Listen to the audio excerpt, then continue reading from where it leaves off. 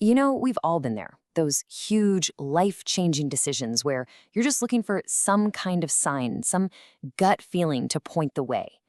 But then the big question hits.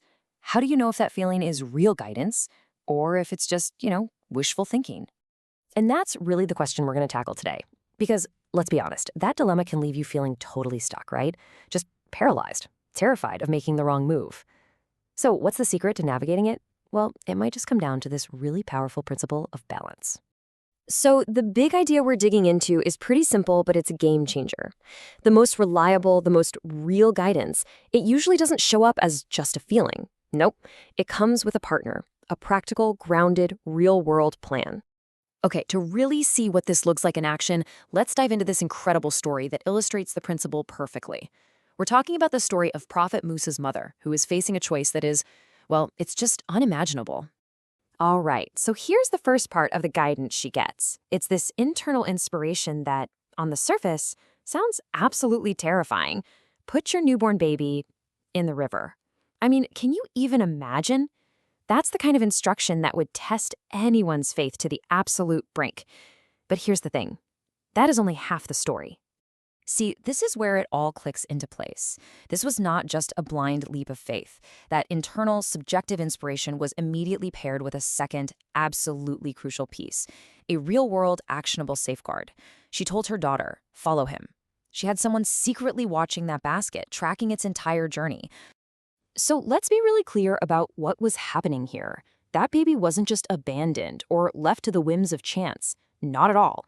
He was put into a strategic, protected plan. Putting him in the river was actually about securing his safety from a very real threat, and the whole thing was being actively monitored. And that's the absolute key right there, this powerful principle of balance that her story teaches us. Real, trustworthy guidance, it brings together that internal feeling, that inspiration, with an external, practical, real-world safety measure. The two have to work hand in hand. Okay, to really hammer this point home, let's flip it around and look at the opposite. What happens when that balance is totally ignored? This is when a whisper that feels like inspiration can actually be incredibly deceptive and dangerous. So let's consider this hypothetical situation. Imagine a loving father who truly believes he's heard a whisper, a profound instruction to do something that goes against every fiber of his being, to sacrifice his own beloved son. Now here's the critical, fatal mistake. He trusts that subjective feeling and nothing else. There's no objective plan attached to it, no safeguard, no real-world strategy to see. He just acts on that internal whisper alone. And the result, of course, is a complete tragedy. When you put these two stories side by side, the difference is just crystal clear, isn't it? On one hand, you have inspiration plus an objective safeguard, and that leads to protection. On the other hand, you have a whisper with no safeguard, and that leads straight to a reckless, devastating act. And this really is the main takeaway. For the father in our example, that missing practical part, it wasn't just a missing piece of the puzzle. It was the answer. The complete absence of a real-world safeguard was the giant flashing neon sign screaming, "This is not real guidance. This must be rejected."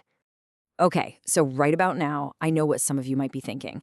Wait a minute, what about other stories, like Prophet Abraham being asked to sacrifice his son?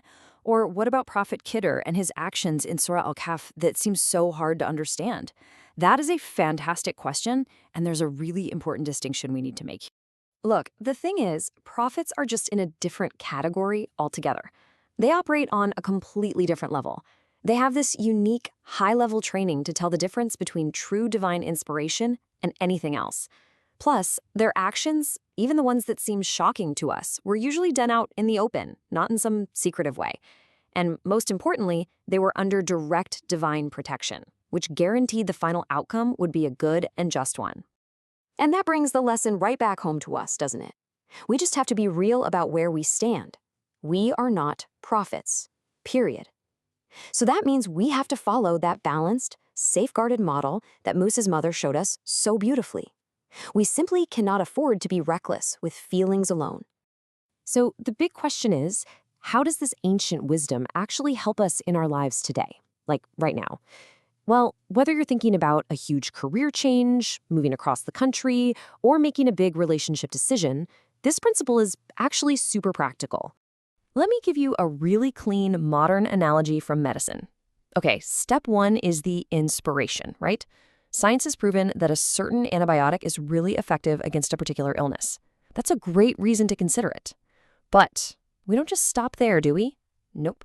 Then comes step two, the objective safeguard. The doctor runs an allergy test before giving you the medicine.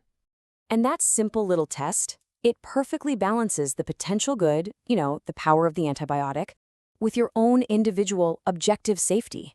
You never blindly trust the general data. You always check it with a specific practical safeguard for the individual. That is this exact principle in action, happening every single day in hospitals all over the world. So I'll leave you with this question to carry with you. The next time you're facing a really important decision and you feel that pull, that spark of inspiration or intuition, pause and ask yourself, what is my objective safeguard? What is my practical, real-world plan? What's my version of sending my sister to watch from a distance? Because finding that balance, well, that's the key to moving forward with real wisdom and confidence.